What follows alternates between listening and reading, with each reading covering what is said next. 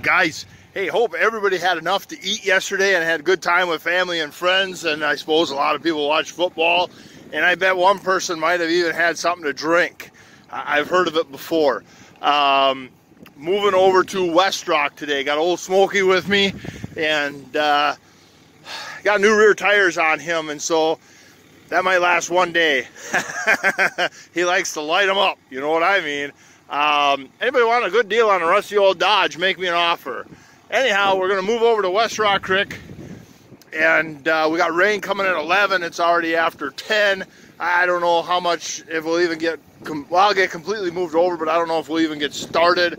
Going over to Gary's farm today to do his corn for him, and then I'll be back on mine. So that's where we're at today. Yeah, I have no idea. So, well, let's get moving. You know, I'm glad that all these people can sit behind me and complain about how slow I'm driving while their mouths are full of food. You're welcome, idiots. Yep, heading over to West Rock. We're going down the highway. This is Highway 70. You know, on these holiday weekends, you pick and choose. Right now is not bad. Right now it's almost dead. Like there's nobody here. You know, Wednesday I couldn't have moved over because the traffic coming off the bridge right up here, coming down the highway would have just been an absolute nightmare. So you pick and choose. You don't come over on Friday evenings or Sunday evenings. It's just that simple. A big way to avoid a risk is, or to not have an incident is just to avoid the incident altogether. But hey, the combine, we're moving down the road 20 miles an hour and going pretty nice. The other combine with the big tires, I think the wife clocked me at 16 or 17, and it's funny what a 1 or 2 miles an hour makes a big difference. And or 2 or 3 miles an hour make a big difference. It don't sound like much, but it actually is a very big difference. But yeah, with any luck, we'll beat the rain. I can adjust the sensitivity of them meters, so I'm not combining anything. I just got the separator running, and I have the sensitivity so high on the meter, that's the loss monitor for the shoe, for the cleaning shoe. I have the sensitivity so high that just the vibration, so I can come here, I can change, it'll be this one, I can drop that down to a 4, and now it just barely disappears. You see a little tiny, my finger's covering, you see a little tiny bit of loss in the corner just from the machine running. So we'll go to the 3.5 sensitivity. So that's this right here. If I go one more, that's for the rotor sensitivity. That's at a 5.5. We can take that to a 4.5, even a 4. And so yeah. So if you know, I'm not fudging here to try and make the combine look good. I have to do good for the customers. This ain't my corn, this is a customer corn, and I have to do good on that. And so yeah, them meters are extremely important to me. Anybody can dial them down just for a YouTube video, like, look at that, I have no loss. But you know, we're trying to be honest here. You know, this is his corn. I don't want to have that show no loss. I want that to be showing something, so then I know to pull back on the handle or open up my deck or do something better to get his corn in the bin to make him money. And so that's important to me. I know. Kind of a redundant video, but you're going to get a lot of them. So, all right, guys. Just waiting for Dad. He should be behind me any minute with the corn head. And then we'll run back and I'll go get my wagons and maybe start combining. It looks like the rain's been pushed off for a couple hours, but I don't know. The customer has some sheds to put stuff in. Where the heck is the key? The Customer had some sheds to put stuff in. And so we can combine and he can just put it in the sheds if the rain's coming. Let's go peel an ear of corn and see what it looks like. Well, here's Dad and Old Smoky.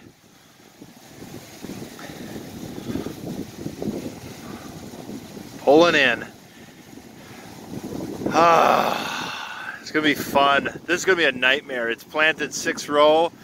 It's in odd shaped fields, and from pass to pass isn't extremely consistent. So there's times I'll be taking 11 rows or 13 rows.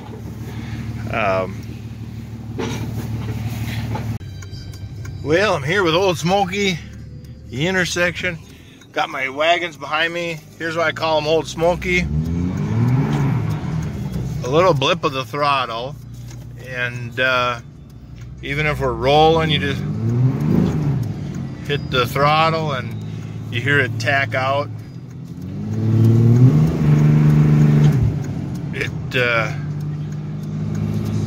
That's why I call them Old Smoky, because it don't take much, and the rear tires kind of smoke. They are brand new tires, so I do not do that very often, but hey, we're just having a little fun. All right, guys, apparently with the Lexion, what they're telling me is they're kind of sensitive on the clearance or whatever. So I went in the field, I grabbed an average looking cob, and that's what they told me to do for initial settings. You grab an average looking cob and you give it a good miking, and we're at like 24.5, so we'll start somewhere like 25 millimeters. And then we'll see, is it grinding? Is it over thrashing? Is it under thrashing? But they say measure it, and that gives you a good starting point, and then you fine tune from there. And so let's go see how it works. Well, I'm working on getting the field opened up here. It's kind of you got this water trough that comes, this grass waterway that comes up in there, and then it loops around there. So I don't have the grain cart with me today. So I just drive down here empty, do this south headland as much as I can, and then drive up dump. Then I'll clean up a little bit of headland. I'll combine down, catch a little headland, and then combine up and down and just kind of clean the headland as I go. So it ain't so bad. He only has 30 acres total. He got 7 here. I think that's 6 or 7 over there, and then there's a 15 behind us. But it's going good. It's going good.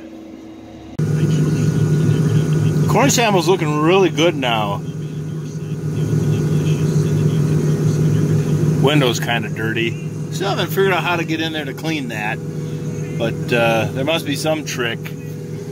I got the cylinder down to 250 RPM underneath me, and that really helped. At 300 or 350, when I was just having some fun to see if I could get to 6 miles an hour, and I did. I got to 6 miles an hour for many rounds, and it just took it. But there was a little bit of grind because I just sped the cylinder way up because I thought I needed to. But today I got the cylinder down to 250, and it looks really good. I think it looks really good coming out. Well, they plant with a 6 row, and so I just got to go slow. But here it's actually not bad. So I just go slow so it can lean, you know, because you're always, it's never perfect.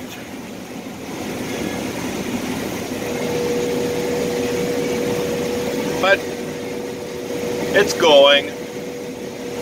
We got the rain coming here any minute, so I'm gonna stop now. They're gonna pull wagons into the shed, and we're just gonna kind of button it up for the day, I guess, and I'll go home and chase the wife around and enjoy the rest of the evening, I guess. I don't know. The rest of the corn will be here tomorrow, I suppose. He'll give me a shout when he gets the wagons empty tomorrow, and it's that simple, I guess.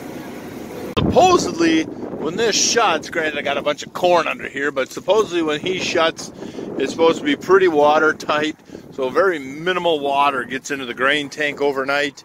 That will be very handy, because if it rains and gets below freezing, then that was the problem with my old combine, is if you had this kind of day where it's going to rain and then freeze overnight, you had to open up the sumps and spill all the corn on the ground, you know, for what the augers couldn't empty, and otherwise all that would be froze. But, well, I guess we'll find out the next time I come out to combine how good it worked.